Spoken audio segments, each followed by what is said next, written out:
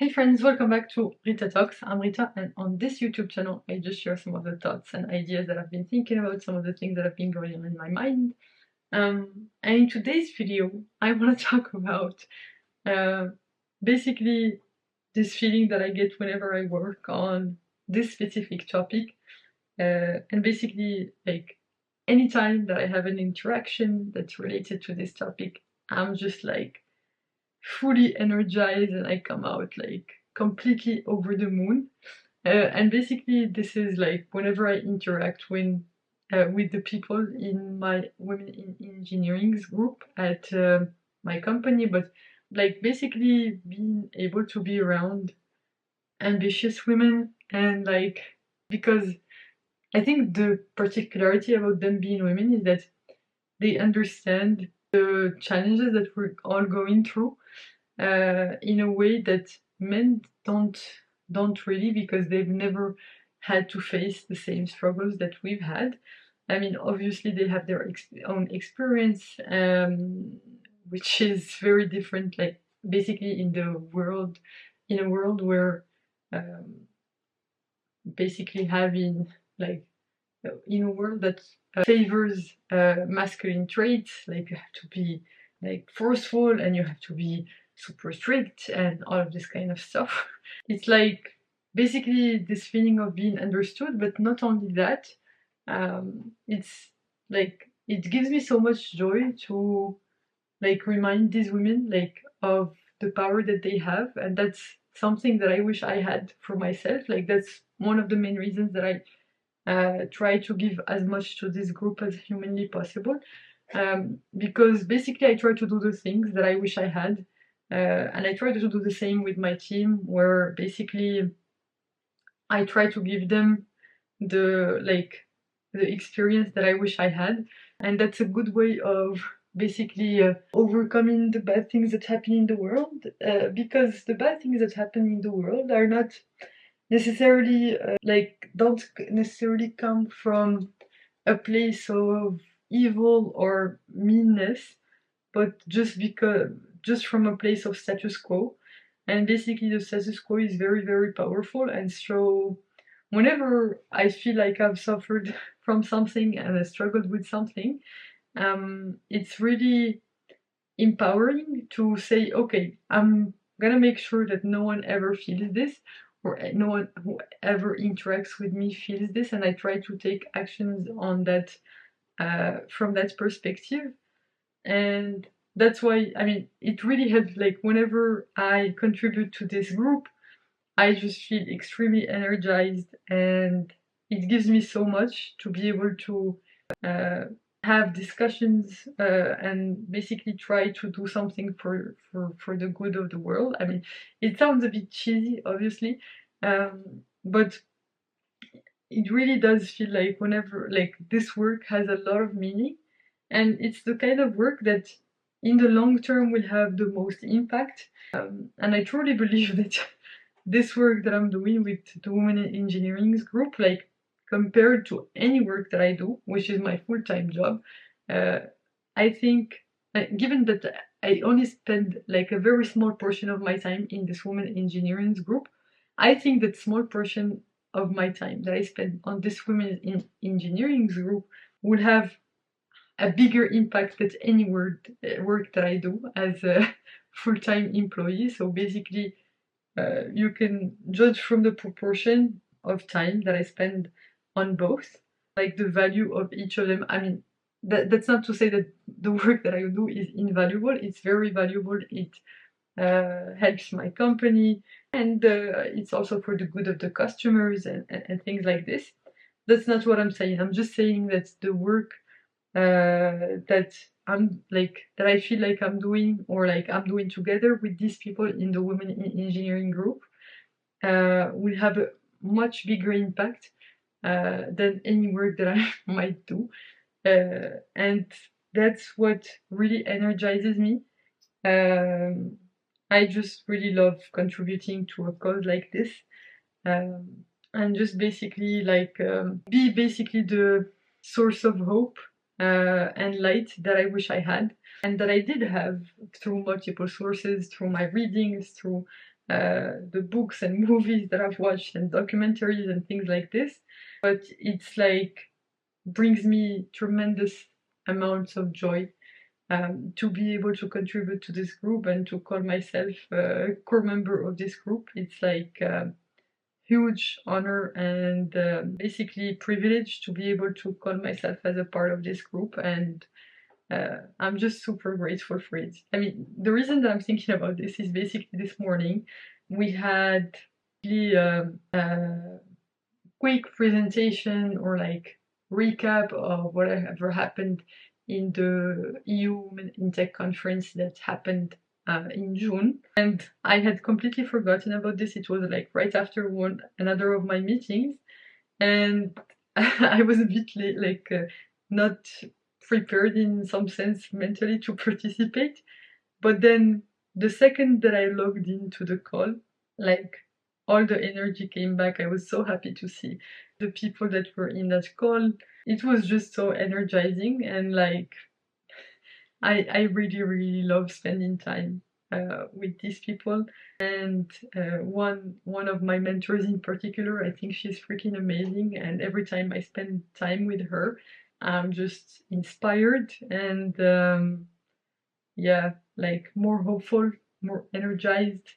She's like super, super cool. I think she's the most senior person in this group. And I'm not saying this just because she's the most senior person, like she's genuinely a good person, very hardworking and very kind and empathetic. And I love the values that she's leading her organization with. Um, and yeah, I'm really happy that, you know, that I get to interact with her as much as I do. It's truly a privilege and an honor to be able to. And yeah, I look up to her a lot. I look up to a lot of women in my women in engineering group because, believe it or not, I'm one of the least senior people in that group, and it's genuinely like it makes me so happy to be around them. I couldn't like I can try to describe it into words, but nothing can parallel this feeling that I have. And it's like this group is one of the main reasons that like I'm okay with being in my job for now and things like this because of this group. I promise you. I mean, my job is not that bad, to be quite honest. It's like fine. It's a normal job. You do tasks that bring um, revenue, and like you launch projects that bring the most amount of revenue for the company. But genuinely, this group, I think, the value that it has given me in my life goes beyond measure. And I'm really genuinely super grateful to this group. So yeah, every time I have an interaction with this group, I just come out beaming with joy, and my day is like completely made. So yeah, I always come out inspired and energized from this group. So just super grateful to have this group in my life, and uh, to be able to call them my colleagues and friends and mentors. It's genuinely a privilege and an honor um, to know these people. It's like just super inspiring. So yeah, it's like I mean, every time I'm telling you, like this group just like is my serotonin generator, 16 with some dopamine, obviously, but it just brings me so much joy to be a part of it. And yeah, so that's one thing. One other thing is that today I think I probably spent like 4 hours at the gym. I think I probably worked out for 3.5. So basically I had my body pump gym session. So that's my strength training session. I do 2 of those a week whenever I'm here.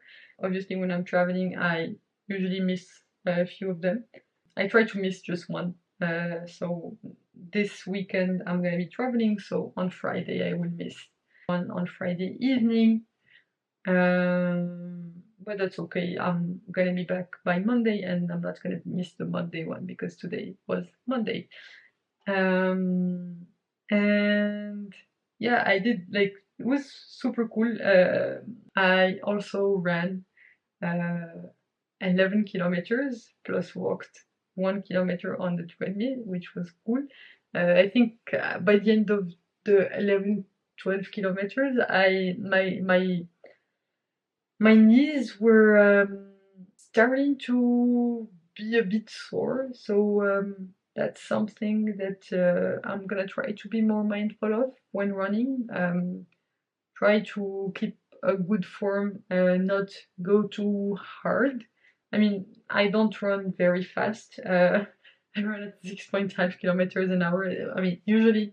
So here's the thing: is that if I have a strength training before my run, my heart rate stays elevated, and for me to stay in the zone to range, I need to run at a slower pace. So basically, today I ran at 6.5 kilometers an hour just to stay in the zone to range for me, which is I think between 142 and 152 beats per minute for me, or that's what my Apple Watch tells me. I think it's a bit different, but let's say that's the range because that's the one that I'm following. I know it's somewhere between that, like somewhere in there.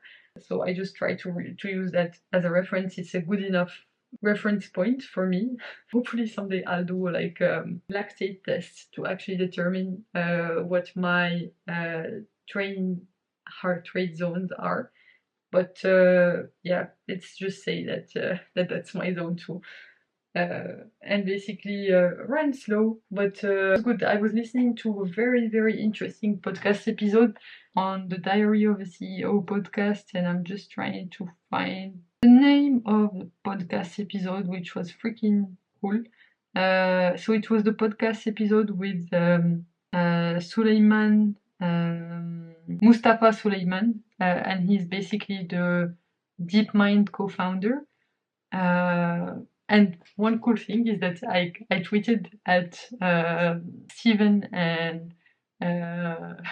and Suleiman and Mustafa Suleiman, and Mustafa Suleiman liked my tweet, which is cool. I mean, I didn't give an update on the Twitter journey so far. I think I've been stagnating at around 30 followers, which is completely okay. I don't have any expectations when it comes to that. But yeah, I basically have been posting quite regularly, like mostly posting quotes, quotes from books that I'm reading or like quotes that have been resurfaced by Readwise. So yeah, it's been quite cool. I like this, and like a lot of times, every time I post a quote from the book, The Go Giver, the author Bo Berg actually replies to the tweet, which is freaking kind. And like every time I retweet this guy, he reposts or like he thanks me publicly for retweeting his post. And I'm like not doing it in a deliberate manner, like to get any reinforcement, but I just think it's very cool that he does it. So yeah, that's kind of fun, and he's very kind. This is what makes me so hopeful about Twitter, is that literally I have authors seeing my content, or like it's not about my content, it's like this ability to have them within reach. And so let's say I had a podcast or something like this, I could just write to an author on Twitter and they might actually respond. And that's freaking amazing. Like I'm just so happy with this.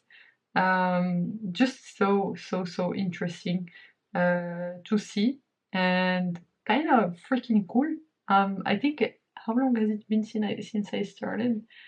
I think it's been probably, I think I started in, when did I start? I think around 16th of August, and now we're September 5th, 4th, because it's like past midnight. And yeah, like I couldn't be happier with, I mean, it's like at some point, like at 1 week, I had hit like 30 followers, but basically what happened is that was fine. And what was I saying? No, in 1 week I hit 30 followers, but then like a lot of people follow you on Twitter just so that you can follow them back and they can gain a lot of followers. So that's definitely not the strategy that I'm going for. I basically just follow people that I find interesting, and I'm not gonna follow back someone just because they followed me.